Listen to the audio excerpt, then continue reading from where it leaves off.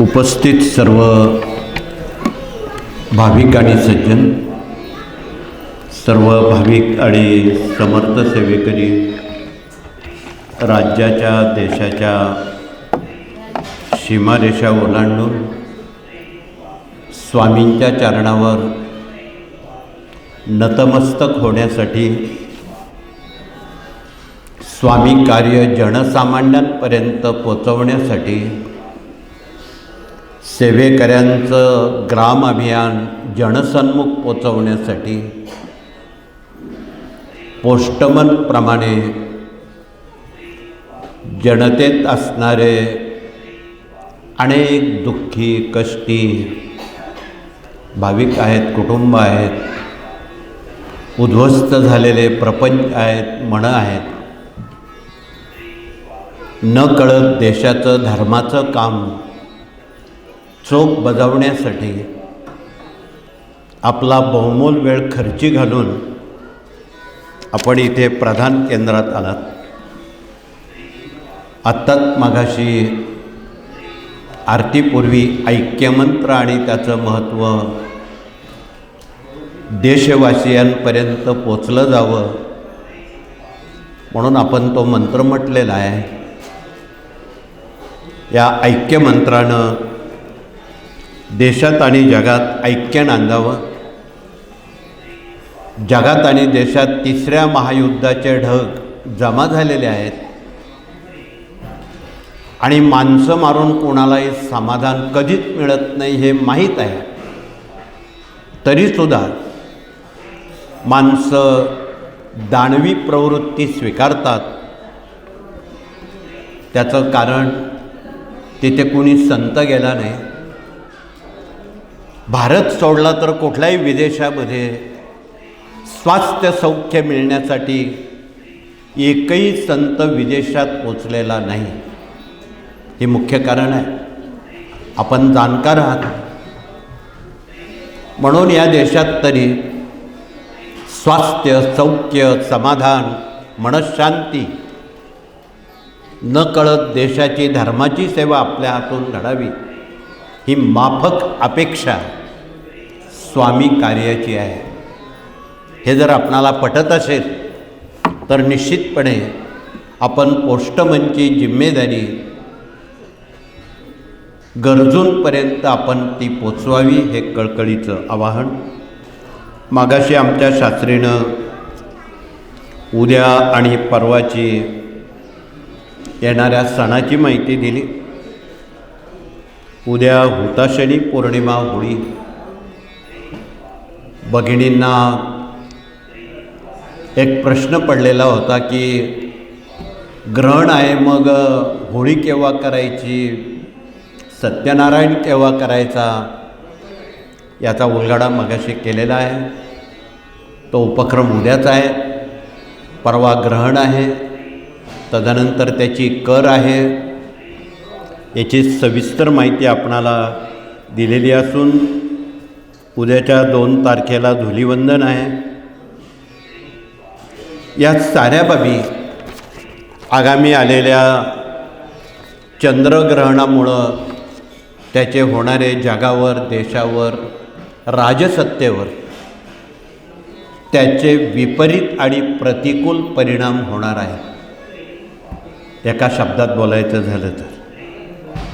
आणि म्हणून हे अंतर राखण्याचं काम अध्यात्मात सेवेतून जे आपण काम करता ते सर्वसामान्यांना माहीत व्हावं म्हणून सांगण्याचं प्रयोजन. तथापि आज आपण रविवार आहे, खंडोबाचा वार आहे. कुलधर्म, कुलाचार, देवी आणि खंडोबा केल्यामुळं कुटुंबात निर्माण होणाऱ्या समस्या पैकी आज आपण बऱ्याच समस्या आणलेल्या आहेत. मुलं हट्टपणा करणे, अभ्यास न करणे, परीक्षेत कमी मार्क्स किंवा नापास होणे, नोकरीचा प्रश्न निर्माण होणे, विवाहाचा प्रश्न निर्माण होणे, तदनंतर अपत्याचा निर्माण होणे, पैकी बऱ्यापैकी आपण आज समस्या लेखी स्वरूपात आमच्यापर्यंत आपण मांडलेल्या आहेत. मात्र त्यावर लेखी उत्तर दिलेलं आहे ते आपण सहानुभूतीपूर्वक आणि संयमानं समजावून घेतलं तर आपण सुखासमाधानानं स्वामींची सेवा तर हयात करू शकाल आणि येणाऱ्या अनेक आपत्त्या संकट यांना तोंड देऊ शकाल. एवढं सामर्थ्य स्वामींच्या सेवेत आहे. म्हणून आज आपण ठीक 12 ते 2च्या दरम्यान दुपारी श्री मल्हारी सप्तशतीचं वाचन करणार आहोत. पैकी इथे बसलेल्या बऱ्याच लोकांना आपला खंडोबा काय आहे, कुठे आहे, त्याला जाऊन आलोत का याविषयी प्रचंड अनभिज्ञता आहे. म्हणून वर्षातून एकदा तरी खंडोबाला जाऊन त्याला धोतरपान, उपरणं, 1.25 पाव हळद, पूर्णावरणाचा नैवेद्य, वांग्याचं कांद्याचं भरीत एवढं प्रिय आहे. ही मल्हारी सप्तशती आहे. ही मल्हारी सप्तशती कुटुंबात प्रतिनिधींनी कोणी किंवा कुटुंब प्रमुखानं वाचली तर कुटुंब अबाधित राहतं. बाप पेट्यांमधले मतभेद दूर होतात.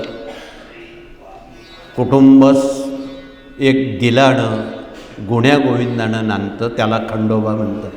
आणि जर खंडोबाची सेवा झालीच नाही, घरात खेळ खंडोबा झाल्याशिवाय राहत नाही, त्याला खंडोबा म्हणतात. म्हणून आपण शून्यात प्रति रविवारी हा ग्रंथ वाचायला केवळ 1 तास पुरेसा आहे. तासाभरात आपण वेळ काढून 24 तासातला 1 तास निश्चितपणे खंडोबासाठी जर आपण दिला, समस्या आणि चिंतामुक्त जीवन त्यातून आपणाला मिळणार आहे. तीच अवस्था देवीची आहे. बऱ्याच लोकांना कुलदेवता माहीत नाही. ग्रामदेवतेलाच कुलदेवता म्हणतात. परंतु महाराष्ट्र राज्याच्या वाट्याला 4 शक्तिपीठं आलेली आहेत. त्यात प्रमुख पीठ सप्तशृंग आहे.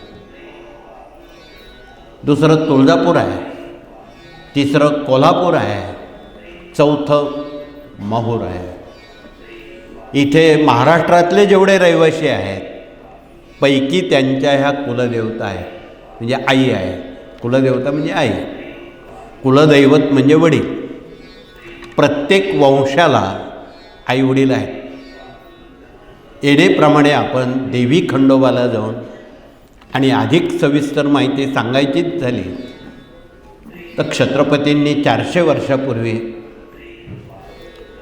महाराष्ट्रातल्या आणि भारतातल्या अनेक कुळांच्या कुलस्वामिनीचा शोध लावला. पैकी इथे आमचे जे काही भाग्यवान सेवेकरी आहेत त्यांच्याकडे क्षात्रधर्म नावाचा छत्रपतींचा ग्रंथ आहे. ज्यांच्याकडं आहे त्यांनी कृपया हात वरती करावे. धन्यवाद. बरेच हात वरती आहेत. इच्छुकांनी या ग्रंथाची जर पानं चालली तर त्यामध्ये गोत्र आहे, देवी आहे, खंडोबा आहे. हा सारा कुलधर्म कुलाचाराचा मूळ इतिहास छत्रपतींनी जो आपणाला सांगितला तो त्यात नमूद केलेला आहे. म्हणून येणेप्रमाणे इतर कुणाचं न ऐकता छत्रपतींच्या प्रमाणानुसार पुढील वाटचाल आपण कुलधर्म कुलाचाराची करावी हे कळकळीचं आव्हान आहे. या सर्व बाबी प्रश्न उत्तर विभागातून सांगितल्या जातात. तर आपल्यामध्ये आता प्रश्न उत्तर करणारे प्रतिनिधी आलेले आहेत. त्यांनी परिचय देऊन सायंकाळपर्यंत आलेल्या भाविकाला ते मार्गदर्शन करतील. त्याचं समाधान होवे पावे तो, त्याला समाधान झाल्याशिवाय तो जाऊ शकत नाही. म्हणून त्याला असणारी मनशांती, सौख्य, समाधान ज्यामध्ये आहे ती बाब, त्याचा खुलासा उभे असणारे प्रतिनिधी त्यात भगिनींना मार्गदर्शन करतील, पुरुषांना करतील. आपलं ज्या काही शंका असतील त्या कृपया आमच्या प्रतिनिधीद्वारा त्याचं निरसन आपण करावं हे कळकळीचं आवाहन. त्यानंतर 8 मार्चला महिला दिन आहे. आमची भारतीय संस्कृती आमच्या माता भगिनींनी आज तागायत जिवंत नव्हे समृद्ध केलेली आहे. म्हणून इथे मराठी अस्मितेत काम करणारा भगिनी वर्ग आलेला आहे. त्यांनी त्या निमित्तानं आपला परिचय देऊन आज अनेक भगिनी सण वार याविषयी तर विचारणारच आहेत, पण अजून 2 प्रश्न त्या घेऊन आल्या. तुमच्या पोटात ते आमच्या होटात आहे. पहिला प्रश्न आहे, कुटुंबात अनेक सदस्य चोरून व्यसनं करतात. साधं कॉलेजमध्ये जाणारी जी मुलं आहेत त्यांच्या खिशात सुद्धा अनेक प्रकारची व्यसनं आढळतात. पालकांनाही माहीत नाही, गुरुजनांनाही माहीत नाही. यावर प्रकाश टाकण्याचं काम आणि व्यसन बंद करण्याचं काम घरातल्या आमच्या माता भगिनींचं आहे. त्यासाठी अगदी सोपा उपाय आहे. इथे शंकराची पिंड तथा रुद्रयंत्र आहे, तुमच्याकडे असावी. त्यावर रुद्र किंवा महिम्न स्तोत्र वाचून पाण्याचा अभिषेक करावा आणि ते तीर्थ बुद्धी पुरस्कर चहातून जेवणातून व्यसनाधीन असणाऱ्या सदस्यांना तथा तापट हट्टी मांसाहारी मद्यपी धूम्रपी असल्या लोकांना जर ते तीर्थ दिलं गुपचूप, महिन्याभरात सुंटे वाचून खोकला जाईल आणि तुमचे कुटुंबीय शाकाहारी निर्व्यसनी होतील. तुम्हाला हवं असेल याप्रमाणे सेवा करून बघा. यात काही नुकसान नाही, यात फायदाच आहे. फक्त तुमचा समय चांगल्या कामासाठी द्या, आध्यात्मिक कामासाठी द्या. एवढंच आमचं मागणं आहे, बाकी काय नाही. दुसरा प्रश्न, डोक्यावर वाढणारं कर्ज. आज अनेक भगिनी आमचे कुटुंबीय कर्जबाजारी झालेले आहेत. त्यातून काही मार्ग आहे का? आहे. कर्जमुक्त होण्यासाठी देवांचं सुप्रीम कोर्ट भगवान विष्णू आणि लक्ष्मीजी कुबेरजी आहे आणि त्यांची उपासना जर आपण रोजीला केली तर महिन्याभरात डोक्यावरचं कर्ज खांद्यावर येतं, हळूहळू कमी होतं. एका दिवसात होणार नाही. ही काही जादू नाही. तुमच्या श्रद्धेवर तुमच्या कर्तृत्वावर या गोष्टी अवलंबून आहेत. म्हणून आमच्या जगातल्या आणि देशातल्या आणि राज्यातल्या आणि गावातल्या भगिनी हे लक्ष्मीचं आसन असणारं श्रीयंत्र आहे, त्याला श्रीयंत्र म्हणतात. आणि इथे बसलेल्या आमच्या अनेक भगिनी श्रीयंत्राच्या उपासक अभ्यासक प्रचारक प्रसारक आहेत. म्हणून हे श्रीयंत्राचा आपण वापर करावा. त्यावर रोज पूजन करावं. विष्णू गायत्री, लक्ष्मी गायत्री, कुबेर मंत्र, व्यंकटेश स्तोत्र आणि श्रीसुक्ताच्या पठनानं लक्ष्मीची कृपा संपादित करता येते. आणि प्रतिपौर्णिमेला, आता उद्या पौर्णिमा आहे, भारतातल्या जगातल्या अमेरिकेतल्या आमच्या साऱ्या भगिनी प्रतिपौर्णिमेला स्वतः सत्यनारायण करतात बघा, बिना खर्चिक. एक वाटीभर शिऱ्याचा प्रसाद बनवायचा, ही मराठी 5 अध्यायाची पोथी घ्यायची, श्रीयंत्र समोर मांडायचं, 3 सुपाऱ्या गणपतीवरून कुलदेवता म्हणून मांडायच्या आणि झकासपैकी 5 अध्याय मराठी सत्यनारायण पोथीचे वाचून केलेल्या प्रसादाचा नैवेद्य दाखवून आरती करणं, याला सत्यनारायण म्हणतात. तथापि ज्या भगिनी स्वतः प्रतिपौर्णिमेला सत्यनारायण स्वतः करतात त्यांनी हात वरती करावेत. थोडेसे हात वरती आहेत, पैकी बऱ्याच भगिनी नव्या आहेत असं म्हणायला हरकत नाही, म्हणजे त्यांना माहीत नाही. पण मग त्यांना कोण सांगेन? आणि लक्ष्मी कोणाला नको आहे? गेल्या 60 वर्षात आमच्याकडं आजपर्यंत असं एकही कुटुंब आलं नाही की लक्ष्मी आम्हाला नको आहे म्हणून. असं काही कुणी आलेलं नाही. म्हणून आपणाला जर लक्ष्मी हवी आहे तर तिचं आचरण ज्या सेवेमध्ये आहे ते आचरण आपण करा. अर्धा पाऊण तासाची रोजची उपासना आहे. सत्यनारायणाला अर्धा तास लागतो. सबब न सांगता तुमच्या वेळेत करा. तुम्हाला जी वेळ मिळेल त्या वेळेत पौर्णिमेला करा, ग्रहण सोडून. ते परवा ग्रहण आहे म्हणून परवा करता येणार नाही, उद्याच करावं लागेल. म्हणून या सर्व महत्त्वाच्या बाबी मराठी अस्मितेत काम करणाऱ्या भगिनींनी अन्य भगिनींना अगदी मनापासून श्रद्धेनं त्यांच्यापर्यंत तुम्ही ज्या सेवा करतात त्या तुम्ही त्यांना सांगा. त्यांचं काम होऊन जाईल, त्यांना प्रश्न लिहिण्याची जरूर पडणार नाही. म्हणून ह्या अत्यंत महत्त्वाच्या बाबी बाहेर कोण कोणाला सांगत नाही, सांगणार पण नाही. पैसे घेऊन पत्रिका पाहून सांगणारे गल्लोगल्ली अनेक माणसं आहेत. त्यांना तुमच्या सुखदुःखाशी काही कर्तव्य नाही. म्हणून इथे मात्र तुम्हाला जिव्हाळ्यानं आमच्या भगिनी तुम्हाला मार्गदर्शन करतील. इथे तर भगिनींचं हे माहेरघर आहे असं समजलं जातं आणि त्यामुळं आपण अगदी आदरयुक्त हक्कानं या सेवेत आपण सहभाग घ्या. तर पुढचा विभाग या ठिकाणी मूल्य शिक्षण संस्कार प्रतिनिधी गुरुजन आलेले आहेत. त्यांनी आपला परिचय देऊन आपलं वार्धक्य आणि म्हातारपण सुखात जाण्यासाठी घराघरात पुंडलिक आणि श्रावणबाळ तयार करायचे आहेत. म्हाताऱ्या माणसांची काळजी घेणारे, तरच हा देश टिकेल. अन्यथा या देशाची अमेरिका होईल आणि गावागावात वृद्धाश्रम तयार होतील. ही गोष्ट चांगली नाही. या देशाला वृद्धाश्रम मुक्त करण्यासाठी, महाराष्ट्र हा सुद्धा वृद्धाश्रम मुक्त करण्यासाठी आपण ही चळवळ आहे, या चळवळीत भाग घ्या आणि घराघरात पुंडलिक श्रावणबाळ तयार करा की जेणेकरून म्हाताऱ्या माणसांना सांभाळणारी नवी पिढी तयार झाली पाहिजे.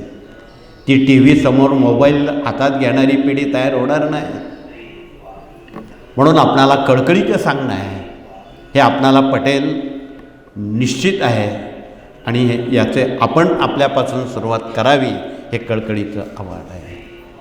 म्हणून आमच्या गुरुजनांकडे काही ग्रंथ आहेत. वय 5 ते 18 या वयोगटाला ते सतत आठवड्यातला काही वेळ मार्गदर्शन करतात.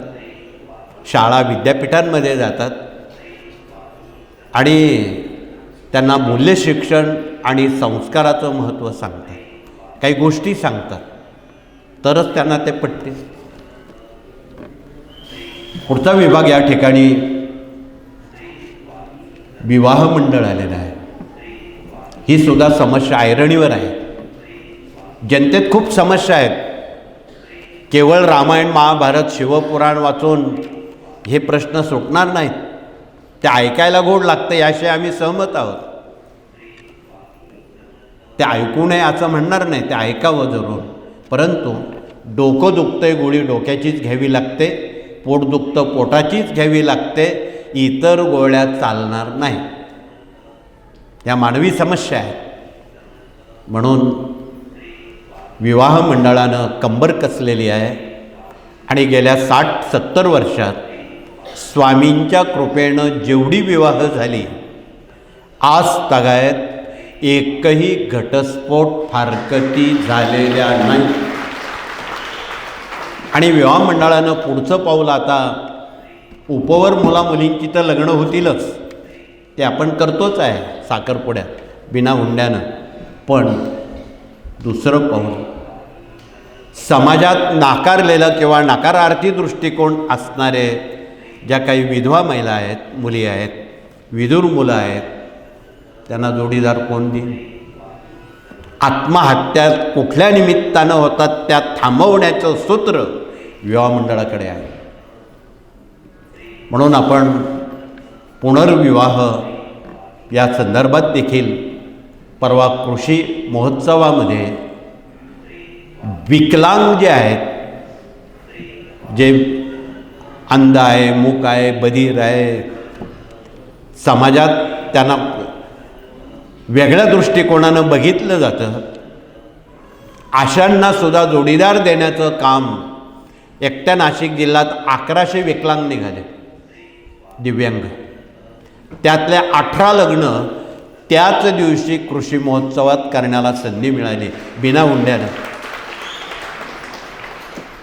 आणि उर्वरित पुढचं काम चालू आहे. एवढ्यावर हे काम थांबलं नाही. आत्महत्या पीडित कुटुंबियांच्या मुलामुलींची विवाह कोण करेल? देशाचं संरक्षण करणारे आमचे शहीद जवान आहेत, त्यांच्या मुलामुलींची लग्न कोण करेल? सरकार करणार नाही, हे तुम्हाला पक्की खात्री आहे. ते फक्त आश्वासनं देतील, लग्न करणार नाहीत. ते आम्हाला करावे लागतील. हा थोडा आपुलकीचा आणि माणुसकी शास्त्रातला विषय आहे. आणि हा जर जनतेपर्यंत आपण पोचवला तरच जनता तुमच्या जवळ येईल. म्हणून आपणाला कळकळीचं निवेदन आहे की विवाह मंडळात तुम्ही भाग घ्या. गावागणिक जे आमच्या पोक्त भगिनी आहेत, पोक्त पुरुष प्रतिनिधी आहेत, त्यांनी लक्ष घाला. आणि जे लोक निवडून येतात कुठल्याही लोकप्रतिनिधी या नात्यानं, त्यांच्याकडे आपण हट्ट करा की तुम्हाला गावाचा विकास करायचा असेल तर बिना हुंड्यानं तुम्ही विवाह करून दाखवा गावागडी. मग ती ग्रामपंचायत असेल, नगरपालिका असेल, महापालिका असेल, निवडून येणाऱ्या लोकांकडे तुम्ही हट्टानं गरिबांची विवाह करून घ्या. विवाह मंडळात काम करा. त्याची सूत्र हे विवाह मंडळ प्रतिनिधी तुम्हाला सांगतील किंवा त्यांच्याशी आपण संवाद संपर्क करा. इथे सुद्धा दर गुरुवार रविवारी विवाह परिचय मेळावा भरवला जातो. ज्यांच्याजवळ वेळ आहे त्याने 1 तास 2 तास वेळ काढावा, आमच्या विवाह मंडळाजवळ बसावं, साधक बाधक चर्चा करावी, त्यांना हवी असणारी माहिती द्यावी, नोंद जी काय आहे, फोटो, पत्रिका जे काय आहे ते त्यांना पुरवावं. आणि त्यांच्याकडं उपलब्ध असणारी माहिती ते तुम्हाला सांगतील की अमुकचा मुलगा आहे, तमुकची मुलगी आहे, ही पत्रिका जमते आहे. याचा विचार करावा. सुसंवाद साधणं याला विवाह मंडळ म्हणतात. म्हणून आपणाला गाव परिस विवाह मंडळ उभी करावी. जेवढ्या ग्रामपंचायत महाराष्ट्रात आहे त्या सगळ्या सदस्यांसह सरपंचांवर विवाह मंडळाची तुम्ही जबाबदारी द्या. तरच गावं विकासाकडे जातील आणि पुढचे अनर्थ टळतील. तुम्ही सुज्ञ आहात, म्हणून या जबाबदारीकडे आपण वळावं, हे कळकळीचं आव्हान. पुढचा विभाग कृषी प्रतिनिधी आहेत, कृषी गीता घेऊन आलेले आहेत आणि आत्महत्या पीडित शेतकऱ्यांसाठी त्यांच्या बांधावर जाऊन मनोबल वाढवून माती परीक्षण, पाणी परीक्षण, विषारी शेती थांबवण्यासाठी उचित मार्गदर्शन आणि स्वतःसाठी 1 गुंठा जमीन सेंद्रिय शेती करण्याचं आवाहन. कारण हे विषारी औषधं मारलेली फळं आहेत, भाजीपाला आहेत, धान्य आहे. 100% कॅन्सर त्यात जन्म घेतो. इथे जर गुरुवार रविवारी कमीत कमी 100 रुग्ण कॅन्सरचे येतात बघा, शेवटची भेट घ्यायला. म्हणून आपणाला निवेदन आहे की आपण आहारावर नियंत्रण ठेवा. फास्ट फूड मुलांना देऊ नका, मैदा बेकरी देऊ नका. बाजारात जे अलीकडे आलेलं भेसळयुक्त अन्न आहे त्यावर रोक लावा. ते त्यावर बंधन टाका. भेसळयुक्त दूध आहे, भेसळयुक्त अनेक पदार्थ आहे ते टाळा. आणि तुमची घरातली जी भाजी भाकरी आहे ते अमृता समान आहे, तिच्याकडे लोकांचा ओढा निर्माण होऊ द्या. शनिवार रविवार आला की शहरामध्ये घरात कोणी स्वयंपाकच करत नाही. तुम्हाला माहिती आहे लोक कुठं जातात आणि डॉक्टरला पैसे घालावे लागतात. उत्पन्नातला 60% खर्च अनारोग्यावर जातो. हे कुठेतरी कायमचं थांबलं पाहिजे. म्हणून यात आमच्या भगिनींचा हा सिंहाचा वाटा आहे. रसोई त्यांच्या हातात आहे. म्हणून आमच्या भगिनींनी रसोईचा जर अभ्यास केला तुमचा एकही सदस्य आजारी पडणार नाही. आमच्या भगिनींजवळ मसाल्याच्या डब्यात डझनभर औषधं आहे. हळद आहे, जिरं आहे, मिरं आहे, तेजपान आहे, दालचिनी आहे, ही फार अमृता समान काम करणारी दवा आहे. बऱ्याच जणांचं हृदयविकार, प्लेटलेट, हिमोग्लोबिनच्या तक्रारी असतात. 1 ग्रॅम जिरं विड्याच्या पानात चावून खाल्लं, 3 दिवसात हिमोग्लोबिन 15पर्यंत जातं. रुपयाची गोळी लागत नाही.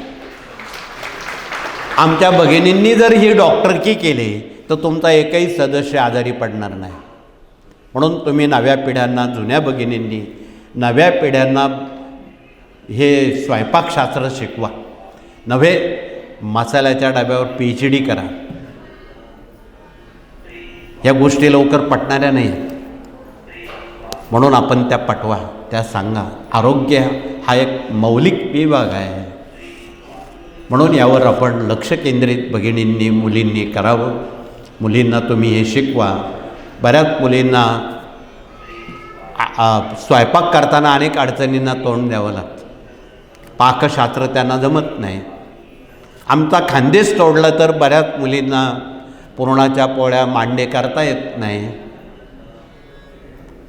बाजारातून विकत आणतात.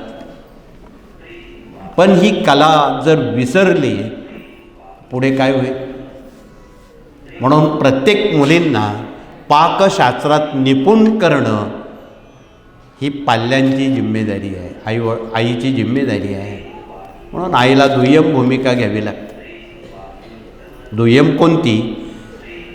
आज आमच्या जुन्या भगिनी जेवता जेवता मुलींना काम सांगतात. आणि ज्या मुली हात धुवून पटकन काम आईचं ऐकतात, अशाच मुली सासरी पास होतात. नाही तर मग पुढे काय आहे ते आम्ही बोलणं बरं नाही, तुम्हाला माहीत आहे. आईला आधी सासू बनावं लागतं, तेव्हा त्या मुली सासरी गुण्या गोविंदानं नांदतात. हा पूर्वापारचा इतिहास आहे. खूप तपशिलात त्यावर आम्ही बोलणार नाही. वस्तुस्थिती लपवता येत नाही. हे कटू सत्य आमच्या महिलांनी पत्करलेलं आहे. क्षणभर वाईट वाटेल, पण उद्याच्या दृष्टीनं ती गोष्ट चांगली आहे. म्हणून यावर फार बोलणं बरं नाही. तर पुढचा विभाग या ठिकाणी वास्तुतज्ञ प्रतिनिधी वास्तुशास्त्राबद्दल काही सांगणार आहेत. वास्तूत सौख्य समाधान मिळावं, निरोगी जीवन राहावं म्हणून आपण वास्तू बांधतो. केवळ दिसायला वास्तू चांगली असावी म्हणून नाही, पण त्यात काय नसावं हा महत्त्वाचा मुद्दा आहे. बंद पडलेली घड्याळं, फुटलेली भांडी, तुटलेल्या चपला, फाटलेले कपडे, आग्नेयेला पाणी, ईशान्येला जिना, नैऋत्येला प्रवेश ही धोक्याची घंटा आहे.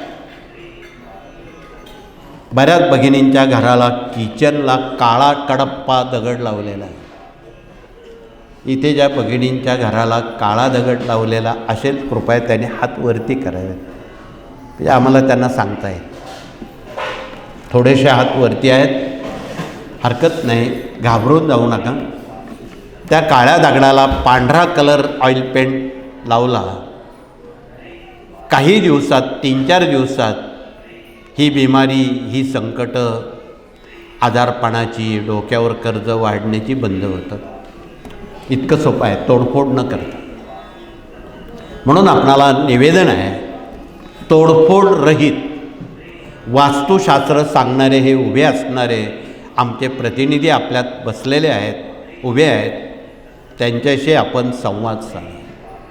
आणि ज्ञानदान 1:4 प्रमाणे जर आपण वास्तूची रचना केली तर ग्रंथ वाचले तर संत समजतील, आणि संत समजले तर भगवंत कळेल. संतांशिवाय भगवंताकडे जाता येत नाही.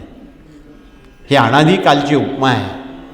म्हणून आपणाला निवेदन आहे की आपण ग्रंथांची पानं चाळत जा, वाचत जा. तर पुढचा विभाग या ठिकाणी कायदेशीर सल्लागार म्हणून वकील आणि न्यायमूर्ती आलेले आहेत. आपण ज्यांना ज्यांना कायद्याच्या संदर्भात काही मार्गदर्शन हवं आहे त्यांनी आमच्या प्रतिनिधींशी संवाद साधावा, हे कळकळीचं आव्हान आहे. सोबत प्रशासकीय कामकाज आणि प्रशिक्षण प्रतिनिधी आलेले आहेत. त्यांनी सुद्धा आपला परिचय द्यावा आणि त्या विभागात ज्या ज्या गोष्टी लागतील त्या आपणाला मार्गदर्शनातून उपलब्ध होतील अशी तजवीज आमच्या प्रतिनिधींनी केलेली आहे. त्या पाठोपाठ पर्यावरण प्रकृती प्रतिनिधी, स्वयंरोजगार प्रतिनिधी, दुर्ग अभियान प्रतिनिधी, देशविदेश अभियान प्रतिनिधी, याज्ञिकी प्रतिनिधी, माहिती तंत्रज्ञान प्रतिनिधी, हे सर्व कृषी प्रतिनिधी, पशुगोवंश प्रतिनिधी आलेले आहेत. वादळ थांबवण्याचं ध्वज आणि भूकंपरोधक यंत्र आणलेलं आहे. या साऱ्या बाबी इथे आपणाला मुक्त हस्ते याच्या कार्यकारण भावासह सांगणारी हे सगळे विभाग आहेत. याशी आपण कृपया संवाद साधावा, हे कळकळीचं आवाहन.